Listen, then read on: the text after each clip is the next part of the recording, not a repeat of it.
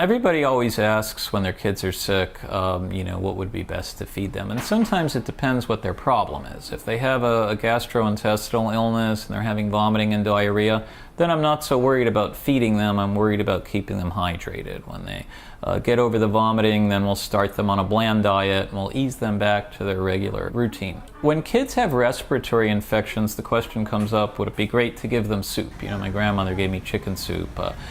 People feel that that's helpful. And there have been studies about whether chicken soup in particular is helpful when kids are sick. What they've concluded in these studies is two things. Generally when people have respiratory infections, giving them hot broth-based soups as opposed to cream-based soups at a minimum helps to thin out mucus, because any hydration is going to thin out the mucus that you've got, if it's nasal mucus, pharyngeal mucus. And then we also find that the steam of any kind of hot soup does help to open up the airways and open up the nasal passageways and help with the inflammation. Whether or not the protein part of the chicken soup or the protein part of a miso soup is therapeutic, that hasn't been proven.